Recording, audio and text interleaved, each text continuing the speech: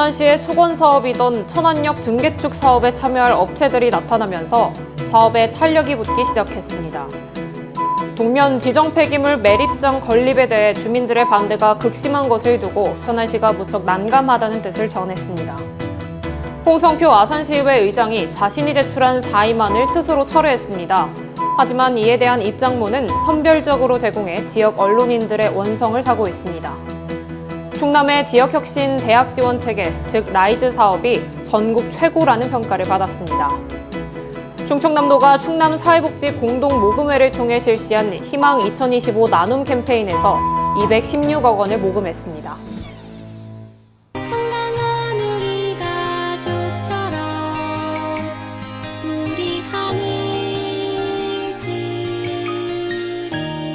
천안시 농특산물 공동브랜드 하늘그린 천안 흥타령쌀.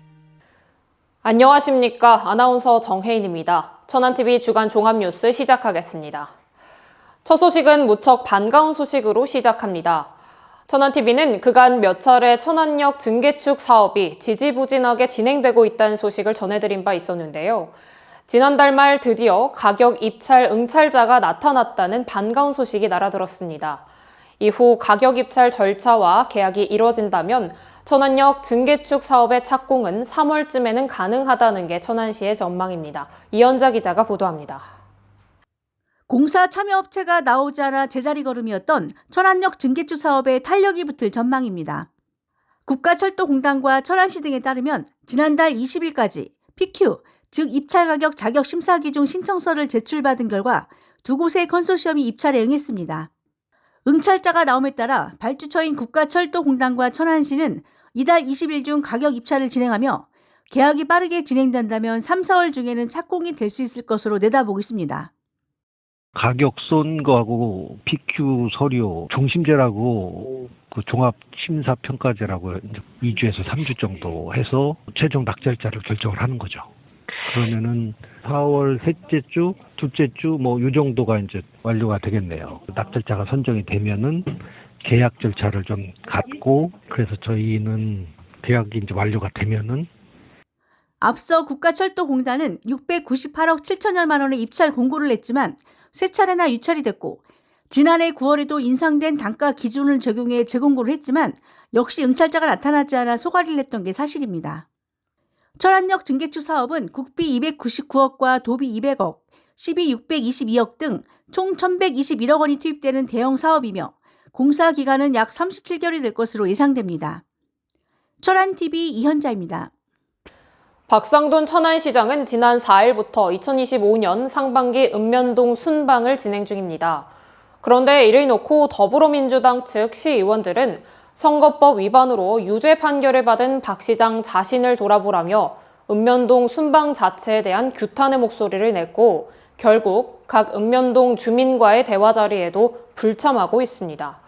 하지만 박 시장은 이러한 논란 속에서도 각 읍면동의 현안들을 꼼꼼히 챙기려는 모습입니다. 최영민 기자가 보도합니다. 박상돈 천안시장이 올해 첫 읍면동 순방을 시작했습니다. 하지만 다른 때와는 달리 이번 순방은 조금은 분위기가 달랐습니다. 박 시장이 최근 파기환송심에서 공직선거법 위반 혐의로 유죄 판결을 받고 대법원 최종 판단을 앞두고 있기 때문입니다. 그 때문이었을까? 보통 순방 자리에 함께 자리하는 시의원들 중 민주당 의원들은 이번 일정에 모두 불참하고 있었습니다. 하지만 박 시장은 할 일은 한다는 생각을 갖고 각 지역의 현안을 살피고자 바쁜 발걸음을 재촉했습니다. 서부권에서 맨 먼저 개발이 됐던 쌍용 1동을 찾았던 박 시장은 앞으로도 얼마든지 발전적으로 변화가 가능한 잠재력이 충분하다면서 주민들을 격려했습니다. 뉴타운을 새로 만드는 두 번째가 이 쌍용동 지역이었습니다. 특히 쌍용 1동 지역이었죠. 좀 변화되어야 할 대목, 발전시켜야 될 대목이 있다면 얼마든지 이제 발전적으로 이렇게 변화가 이루어질 수 있는 잠재력이 충분한 지역이다. 이렇게 생각을 해서 저희도 더 각별한 마음을 쓰게 됩니다. 이 밖에 목천읍과 북면, 동면과 병천면 등을 방문했던 박 시장은 각 읍면동마다 갖고 있는 현안들에 대해 본인 혹은 시 간부 공무원들로 하여금 해결책을 제시하게 함으로써 참석자들에게 큰 박수를 받았습니다. 이번 읍면동 순방은 이달 말까지 계속됩니다. 천안TV 최영민입니다. 지난 6일 있었던 동남구 동면 읍면동 순방 자리에선 이 지역 최대의 현안인 지정 폐기물 매립장 문제 이야기도 거론됐습니다. 이 자리에서 박상돈 시장은 이 문제를 놓고 찬반 양론으로 갈린 주민들을 의식한 듯 무척 난감한 듯한 모습을 보였는데요. 최영민 기자가 자세한 내용 연이어 보도합니다. 많은 논란을 빚고 있는 동면 지정 폐기물 매립장 건립 문제는 지난 6일 동면에서 있었던 박상돈 시장의 읍면동 순방 자리에서도 거론됐습니다. 반대 대책위원장이기도 한 이성용 동면 이장단 협의회장은 이날 방문한 박상돈 시장에게 직접적으로 문제 제기는 하진 않았지만 앞으로 동면 동구바이온 산단에 들어설 빙그레의 경우를 예로 들며 만일 매립장이 들어서면 빙그레 역시 산단 입주를 재고할 수도 있을 것이라며 시 당국의 판단은 어떤지 물었습니다. 답변에 나선 박상돈 시장은 반대측 주민들을 포함해 찬성 측의 의견도 의식한 듯 무척 난감해하는 모습이었습니다. 빙그레가 사업지를 최종 결정을 해놓은 상태인데 바로 그 직후에 대형 폐기물 처리장을 바로 인근에서 이렇게 설치하겠다. 그것도 주민들이 환영한다, 찬성한다. 이러고 나오니까 이거는 정말 난감한 상황에 빠질 수밖에 없다. 지난달 23일 문진석 국회의원과 류제국 천안시의회 부의장이 주민 대표와 함께 금강유격 환경청을 방문한 자리에서도 이 이야기는 주요 화두였습니다. 이미 빙그레는 금강유격 환경청에 매립장 조성에 대한 이의 신청서를 제출한 것으로 취재 결과 확인됐습니다. 인근에 폐기물 매립장이나 이런 게 있고 그러면 생산품에 사람들 이미지가 손상이 있고 또 어떤 오염물질이 유입될지도 모르고 이런 것 때문에 의견을 금강청에도 제출을 한 걸로 알고 있어요. 천안시 동면 주민들과 인근 청주 오성읍 주민 그리고 대기업인 빙그레까지 이해관계가 얽혀있는 이 문제가 앞으로 어떤 방향으로 흐를지 관심이 모아지고 있습니다. 천안TV 최영민입니다. 홍성표 아산시의회 의장은 모교 졸업식에서 발생했던 이른바 음주 참석 파문으로 인해 본인 스스로 의장직에서 물러나겠다고 선언했던 바 있습니다. 그리고 한 차례 의장 사임안이 부결됐고 이후에도 계속해 사임의 뜻을 놓지 않았는데요. 하지만 지난 3일 돌연 사임안을 철회해 원내 여야 의원들 모두를 놀라게 했습니다. 법적인 판단을 기다린 후 사퇴하겠다는 게 홍 의장의 뜻이었는데 이러한 입장문 역시 일부 지역 언론인들에게만 제공한 것이 확인돼 논란입니다. 조인옥 기자의 보도입니다. 홍성표 아산시의회 의장은 지난달 말 졸업식 음주 참석 파문에 대한 책임을 지고 의장직 사임안을 제출했습니다. 하지만 한 차례 본회의를 통해 이것이 부결됐고 홍 의장은 곧장 다시 사임안을 내겠다고 약속한 바 있습니다. 저는 오늘 날짜로 사무국에 사퇴서를 다시 접수하겠습니다. 40만 아산 시민이 계신 아산시 의회는 하루도 멈춰서는 안 됩니다. 하지만 상황이 바뀌기 시작했습니다. 홍 의장은 자신이 낸 사임안을 스스로 철회했고 이에 대한 입장문은 여론을 의식한 듯 일부 언론사들에게만 제공한 것이 확인됐습니다. 홍 의장에게 입장을 듣고자 했지만 전화 연락 역시 받지 않았습니다. 홍 의장은 법적인 판단을 받아보고 나서 의장직 사퇴를 결정하겠다는 말만 남긴 것으로 알려졌습니다. 이미 민주당에서의 제명 절차로 무소속 신분이 된 홍 의장을 놓고 국민의힘 측은 의장직이 아닌 의원직을 내놓아야 한다고 주장했습니다. 아니, 저희는 의원직을 사퇴하라는 거예요. 의원직 자체를 다. 민주당하고는 저희하고는 약간 조금 차원이 달라요. 아산시의회는 오는 12일 제255회 임시회를 개회합니다. 하지만 의장의 이해할 수 없는 행보 속에 의회 내 갈등은 앞으로도 지속될 것으로 보입니다. 천안TV 조인옥입니다. 이른바 라이즈 사업이라고 불리는 지역혁신 중심대학 지원체계 사업이 본격 추진 중인 가운데 충청남도가 전국 최고의 평가를 받았습니다. 교육부에서 주관한 평가에서 최우수 등급을 받아 국비도 174억 원을 확보하는 성과를 거뒀는데요. 충남도는 이러한 인센티브와 함께 1,362억 원을 투자해 본격적인 라이즈 사업을 추진할 계획입니다. 이현자 기자가 보도합니다. 올해부터 본격적으로 지역혁신 중심대학 지원체계, 즉 라이즈 사업이 추진 중인 가운데 충청남도가 전국 최고라는 평가를 받아 눈길을 끌고 있습니다. 라이즈는 지자체가 교육부의 대학 지원 행재정적 권한을 위임, 이양받아 지역 발전과 연계한 전략적 지원을 통해 지역과 대학이 동방 성장하는 것을 목표로 하고 있습니다. 이 제도의 전면 시행에 앞서 교육부는 각 시도에서 수립된 라이즈 계획의 질을 높이고 대학과의 수평적 거버넌스를 공고히 할 수 있도록 유도하기 위해 이번 평가를 실시했습니다. 충남도는 이번 평가에서 최우수 등급을 받아 174억 원의 인센티브를 확보했습니다. 이와 더불어 총 1,362억 원을 투자해 본격적인 라이즈 사업을 추진할 계획입니다.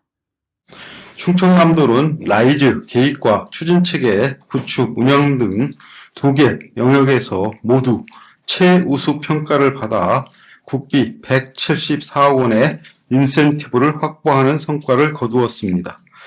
그 결과 이번에 확보한 인센티브를 포함한 국비의 도비를 20% 이상을 매칭해 최소 1,362억 원 이상을 투자해 라이즈 사업을 본격 추진할 계획입니다.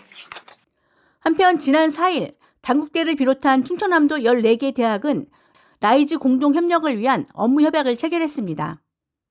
천안TV 이현자입니다. 충남 혁신도시는 지정된 지 4년이 지났음에도 단 한 곳의 공공기관도 이전되지 않으면서 사실상의 제자리 걸음만 걷고 있는 상태입니다. 보다 못한 충청남도 의회가 수도권 공공기관의 충남 이전 촉구 결의안을 채택해 정부에 강력하게 목소리를 내기 시작했습니다. 조인옥 기자의 보도입니다. 충청남도 의회가 지난 4일 제537회 임시회 제1차 본회의 자리에서 주진아 의원의 대표 발의로 수도권 공공기관 충청남도 이전 촉구 결의안을 채택했습니다. 이 결의안은 정부가 제2차 수도권 공공기관 이전 계획을 조속히 발표하고 충남 혁신도시에 우선적으로 공공기관을 배치할 것을 강력하게 촉구하는 내용을 담고 있습니다.